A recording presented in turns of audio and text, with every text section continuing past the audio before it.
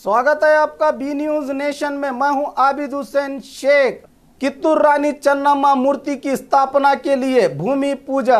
बीजापुर में सीएम सिद्धरामैया के दौरे के चलते केंद्रीय बस स्टैंड के सामने परिसर में आधुनिक वीर रानी कित्तूर चन्नम्मा मूर्ति की भूमि पूजा राज्य के मुख्यमंत्री सिद्धरामैया के हाथों की गई।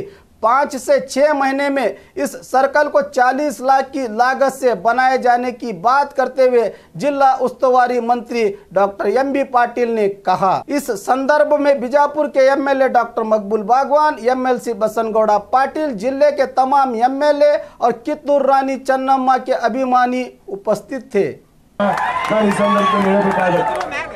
ಬಹುತೇಕ ತಾವೆಲ್ಲ ಬಹಳ ಸಂತೋಷದಿಂದ ಇವತ್ತು ಈ ಒಂದು ವೃತ್ತದ ಉಪನ್ಯಾಸ ಭೂಮಿ ಪೂಜೆಯನ್ನು ನೆರವೇರಿಸುವ ಜೊತೆಗೆ ಇಲ್ಲಿ ಒಂದು ಭವ್ಯವಾದ ಚಾಯಿ ಚೆನ್ನಮ್ಮನ ಒಂದು ವೃತ್ತ ಮುಂದೆ ಬಂದೇ ಬರುತ್ತೆ ಅನ್ನೋ ಒಂದು ವಿಶ್ವಾಸವನ್ನು ನಾನು ಈ ಸಂದರ್ಭದಲ್ಲಿ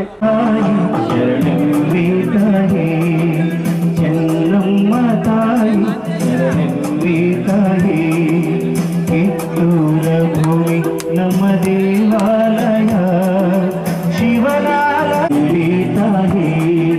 ಚೆನ್ನಮ್ಮ ತಾಯಿ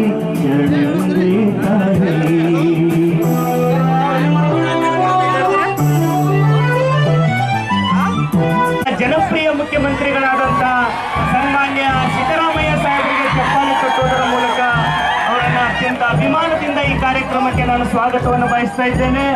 ನಾಡಿನ ಜಲಸಂಪನ್ಮೂಲ ಸಚಿವರು ರಾಣಿ ಚೆನ್ನಮ್ಮ ಪುತ್ಥಳಿಯನ್ನ ನಿರ್ಮಾಣ ಮಾಡಲಿಕ್ಕೆ ಸ್ಥಳಾವಕಾಶವನ್ನು ಕಲ್ಪಿಸಿಕೊಟ್ಟಂತಹ ಆಧುನಿಕ ಭಗೀರಥ ನಮ್ಮ ನಾಯಕರಾದ ಎಂ.ಬಿ. ಪಾಟೀಲ್ ಸಾಹೇಬರಿಗೆ ಕೂಡ ಅತ್ಯಂತ ಅಭಿಮಾನದ ಸ್ವಾಗತವನ್ನು ಬಯಸ್ತಾ ಇದ್ದೇನೆ. ಶಾಸಕರಾದಂತಹ ರಾಜು ಆಲ್ಗೂರ್ ಅವರಿಗೂ ನಮ್ಮ ಆಗಮಿಸಿರುವಂತ ಅಖಿಲ ಭಾರತ ಲಿಂಗಾಯತ ಪಂಚಮಸಾಲಿ ಮಹಾಸಭಾದ ನಿಮ್ಮೆಲ್ಲರ ಜಗದ್ಗುರುಗಳು ಹೃದಯಪೂರ್ವಕವಾಗಿ ನಾನು ಸ್ವಾಗತವನ್ನು ಕೋರುತ್ತೇನೆ. ಆ ಸಾರಿಗೆ ಇಲಾಖೆಗೆ ಈ ಬಸ್ ಸ್ಟ್ಯಾಂಡ್ ಪ್ರಿಮೈಸಸ್ ನಲ್ಲಿ ಈ ರೋಡಿಗೆ ಎದುರುಗಡೆಯಾಗಿ ಈ ಜಾಗದಲ್ಲಿ ಒಂದು 30x40 ಇವತ್ತೊಂದು ಸಹ ಜಾಗವನ್ನು ಕೊಟ್ಟು ಅದನ್ನ ಆ ಮೂರ್ತಿಯನ್ನ ಪ್ರತಿಷ್ಠಾಪನೆ ಮಾಡಲಿಕ್ಕೆ ನಾನು ಒಂದು ಆದೇಶವನ್ನ ಸನ್ಮಾನ್ಯ ಮುಖ್ಯಮಂತ್ರಿಗಳ ಕಡೆಯಿಂದ ಸಾರಿಗೆ ನಮ್ಮ ಅಧಿಕಾರಿಗಳಿಗೆ ಅವ್ರಿಗೆ ಸೂಚನೆ ಕೊಡಿಸಿ ಈ ಒಂದು ಸರ್ಕಲ್ ಇವತ್ತು ಸಹ ಬಹುದಿನದ ಕನಸು ಇವತ್ತು ಸಹ ನನಸಾಗ್ತಾ ಇದೆ. ಅದಕ್ಕೆ ಕಾರಣಕರ್ತ ಅಂತ ನಮ್ಮ ಮುಖ್ಯಮಂತ್ರಿಗಳು ಸನ್ಮಾನ್ಯ ಸಿದ್ದರಾಮಯ್ಯ ಸಾಹೇಬರಿಗೆ ನಾನು ಅಭಿನಂದನೆಗಳನ್ನು ಸಲ್ಲಿಸಲಿಕ್ಕೆ ಬಯಸ್ತೇನೆ. ಮತ್ತು ಇವತ್ತು ನಾವೆಲ್ಲರೂ ಕೂಡಿ ನಮ್ಮ ಆರ್ಕಿಟೆಕ್ಟ್ ಆದಂತಹ ಪೂಜ್ಯರ್ಲಿ ಅವರು ಒಂದು ಬಹಳ ಆಧುನಿಕವಾದಂತಹ ಒಂದು ಸುಂದರವಾದಂತಹ ಸರ್ಕಲ್ ಒಂದು ವಿನ್ಯಾಸ ಕೂಡ ಮಾಡಿದ್ದಾರೆ.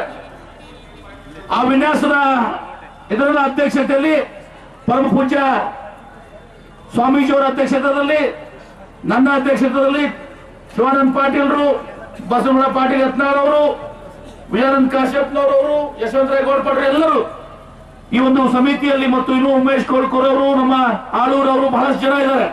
ಮತ್ತು ಹೋರಾಟ ಮಾಡಿದಂತ ನಮ್ಮ ಇವರು ಯಾರು ಶಂಕರಗೌಡ ಪಾಟೀಲ್ರು ಅವ್ರಿಗೊಂದು ಶಾಲೆಗೆ ಸನ್ಮಾನಿಸಬೇಕು. ಅವರು ಪಾಪ ಬಹಳ ವರ್ಷದಿಂದ ಹೋರಾಟ ಮಾಡ್ಕೊಂಡು ಬಂದಿದ್ರು.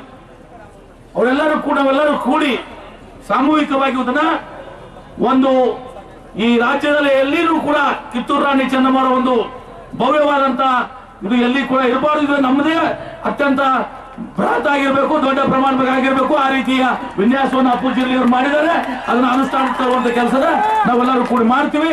ಸನ್ಮಾನ್ಯ ಮುಖ್ಯಮಂತ್ರಿಗಳ ಸಾಹೇಬರ ಒಂದು ಆಶೀರ್ವಾದದಿಂದ ಅವರ ಮಾರ್ಗದರ್ಶನದಲ್ಲಿ ಮಾಡ್ತೀವಿ, ಅವರ ಸಹಾಯದಿಂದ ತನ್ನ ಮಾತನ್ನು ಹೇಳಿ ಮತ್ತೊಮ್ಮೆ ಈ ಒಂದು ಕಾರ್ಯಕ್ರಮದಲ್ಲಿ ಈ ಅನೇಕ ದಶಕಗಳ ಬಿದ್ದಂತ ಈ ರಾಣಿ ಚೆನ್ನಮ್ಮ ಸರ್ಕಲ್ಗೆ ಮತ್ತು ಆ ಮೂರ್ತಿ ಪ್ರತಿಷ್ಠಾಪನೆ ಸನ್ಮಾನ್ಯ ಮುಖ್ಯಮಂತ್ರಿಗಳ ಒಂದು ಅಮೃತ ಹಸ್ತದಿಂದ ಇವತ್ತು ಶಂಕುಸ್ಥಾಪನೆಗೊಂಡು ಶೀಘ್ರದಲ್ಲೇ ಒಂದು 6 ತಿಂಗಳಲ್ಲೇ ಅದನ್ನ ಮುಕ್ತಾಯಗೊಳಿಸಲಿಕ್ಕೆ ಒಂದು ಪ್ರಾಮಾಣಿಕವಾದ ಪ್ರಯತ್ನವನ್ನು ಎಲ್ಲರ ಕೂಡಿ ಪರಮ ಪೂಜ್ಯ ಶ್ರೀಗಳ ನೇತೃತ್ವದ ಕೆಲಸವನ್ನು ಮಾಡ್ತೀವಿ ಹೇಳುವ ಮುಖಾಂತರ ನನ್ನ ಮಾತಿಗೆ ಅವರ ಮತ್ತು ನಮಸ್ಕಾರಗಳು.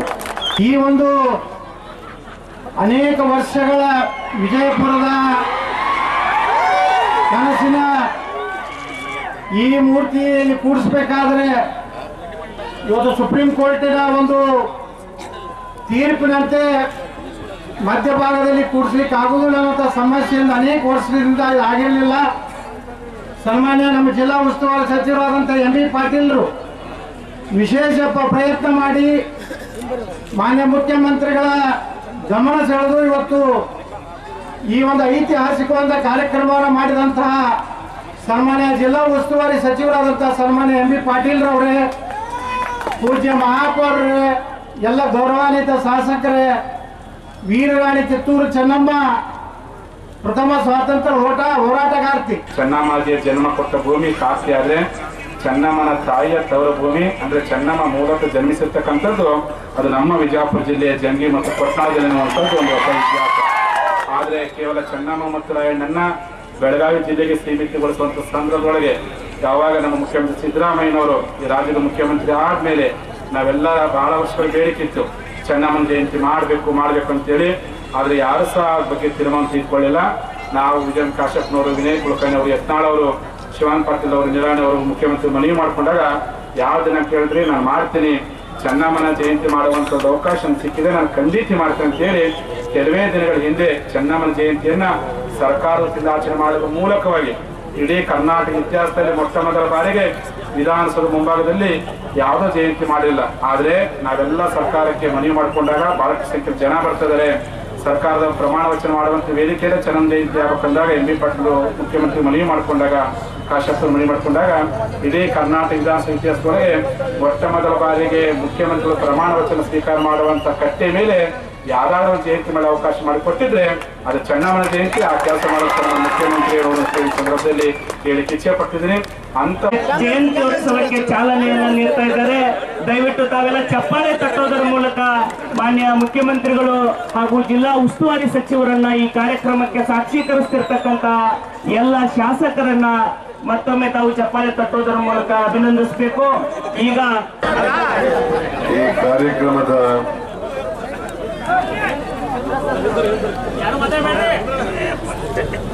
ಸಾನ್ನಿಧ್ಯ ವಹಿಸಿರ್ತಕ್ಕಂಥ ಪಂಚಮಶಾಲಿ ಧರ್ಮಕ್ಷೇತ್ರ ಕೂಡಲ ಸಂಗಮದ ಪೂಜ್ಯರಾದಂಥ ಶ್ರೀ ಬಸವ ಜಯ ಮೃತ್ಯುಂಜಯ ಸ್ವಾಮೀಜಿಯವರಿಗೆ ನಮಸ್ಕರಿಸಿ,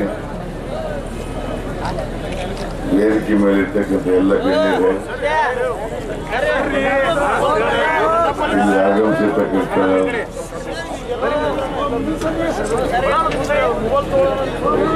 ಎಲ್ಲ ಕಿತ್ತೂರು ರಾಣಿ ಚೆನ್ನಮ್ಮನ ಅಭಿಮಾನಿಗಳೇ, ಇತರ ಎಲ್ಲ ಸ್ನೇಹಿತರೆ, ಇವತ್ತು ವಿಜಯಪುರ ನಗರದಲ್ಲಿ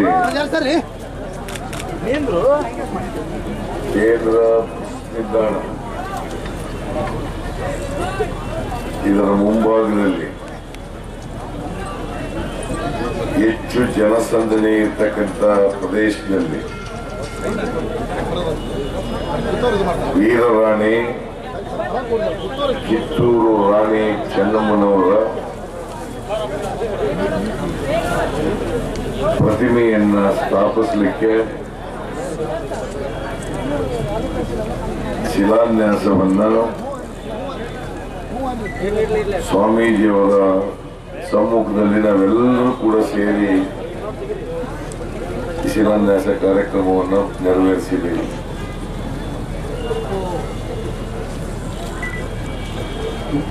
ಕಿತ್ತೂರು ರಾಣಿ ಚೆನ್ನಮ್ಮ ಯಾವುದೋ ಒಂದು ಪ್ರದೇಶಕ್ಕೆ, ಒಂದು ಜಿಲ್ಲೆಗೆ ಸೀಮಿತರಾದಂಥವರಲ್ಲ. ಅವರು ಕಿತ್ತೂರಿನ ರಾಣಿಯಾದರೂ ಕೂಡ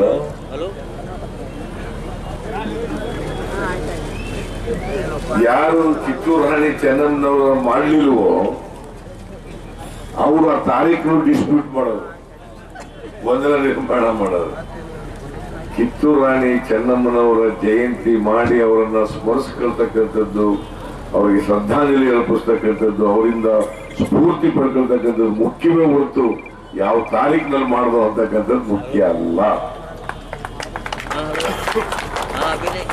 ಸೊ ಪ್ರತಿ ವರ್ಷ ಮಾಡ್ತೀವಿ ಸರ್ಕಾರದಿಂದ, ಮತ್ತೆ ಇನ್ಯಾರು ನಿಲ್ಸಕ್ಕೂ ಆಗಲ್ಲ. ಈಗ ನಾವು ಪ್ರಾರಂಭ ಮಾಡಿದೀವಲ್ಲ, ಯಾರು ನಿಲ್ಸಕ್ಕಾಗಲ್ಲ. ಅಥವಾ ನಾವೇ ಪುನಃ ಬರ್ತೀವಿ, ನಾವೇ ಮಾಡ್ತೀವಿ ಅಂತ ವಿಚಾರ. ಮತ್ತೆ ಈ ಬಿಜಾಪುರದಲ್ಲಿ ಮಹಿಳಾ ವಿಶ್ವವಿದ್ಯಾನಿಲಯ ಇದೆ. ಮಹಿಳಾ ವಿಶ್ವವಿದ್ಯಾನಿಲಯ ಬಹಳ ವರ್ಷಗಳಿಂದ ಬೇಡಿಕೆ ಇತ್ತು.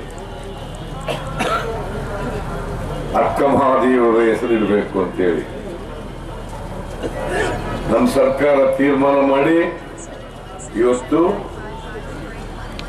ಬಿಜಾಪುರ ಮಹಿಳಾ ವಿಶ್ವವಿದ್ಯಾಲಯ ಅಲ್ಲ, ಅಕ್ಕ ಮಹಾದೇವಿ ವಿಶ್ವವಿದ್ಯಾನಿಲಯ ಅಂತೇಳಿ ಅದಕ್ಕೂ ಕೂಡ ನಾಮಕರಣ ಮಾಡಿದ್ದೀವಿ. ನಾವು ಈಗ ಕಿತ್ತೂರು ರಾಣಿ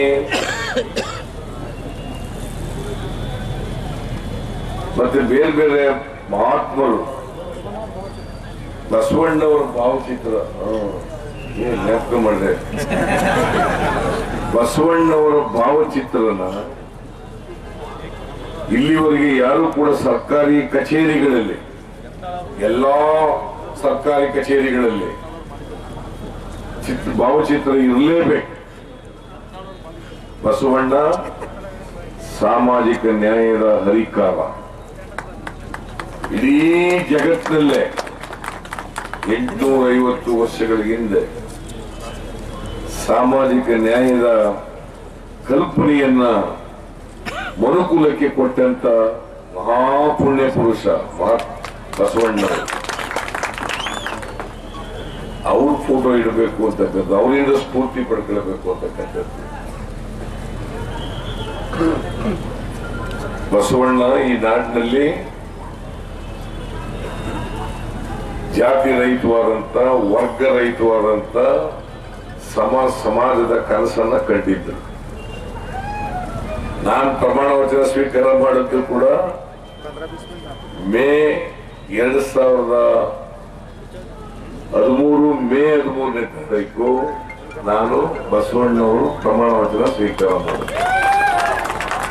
ಯಾಕೆ ನಮ್ಮದು ಕೂಡ ಉದ್ದೇಶ ಸಮಾಜದಲ್ಲಿ ಮೇಲು ಕೀಳು ಹೋಗ್ಬೇಕು, ಸಮಾನತೆಯ ಸಮಾಜ ನಿರ್ಮಾಣ ಆಗಬೇಕು, ಎಲ್ರಿಗೂ ಸಮಾನ ಅವಕಾಶಗಳು ಸಿಗ್ಬೇಕು, ಎಲ್ಲರೂ ಮುಖ್ಯವಾಗಿ ಬರಬೇಕು ಅಂತಕ್ಕಂಥದ್ದು ನಮ್ಮ ಉದ್ದೇಶ. ಆ ಕಾರಣದಿಂದ ಬಸವಣ್ಣವರನ್ನ, ಅವರ ಭಾವಚಿತ್ರಗಳನ್ನ ಎಲ್ಲ ಸರ್ಕಾರಿ ಕಚೇರಿಗಳಲ್ಲಿ ಇಡ್ಲಿಕ್ಕೆ ಆದೇಶ ಮಾಡಿ ಇವತ್ತು ಎಲ್ಲ ಸರ್ಕಾರಿ ಕಚೇರಿಗಳಲ್ಲಿ ಬಸವಣ್ಣವರ ಭಾವಚಿತ್ರ ಇದೆ. ಸೊ ಇದು ಒಂದು.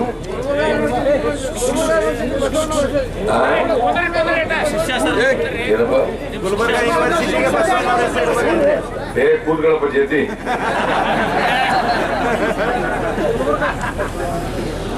ಸೊ ಇಲ್ಲಿ ಒಳ್ಳೆ ಜಾಗದಲ್ಲಿ ಮಾಡಿದ್ದಾರೆ.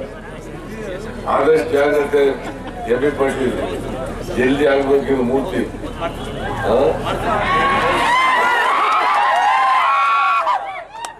ಮೂರ್ತಿ ಆಗಿ ನಾನೇ ಅದನ್ನ ಅನಾವರಣ ಮಾಡಕ್ಕೂ ಕೂಡ.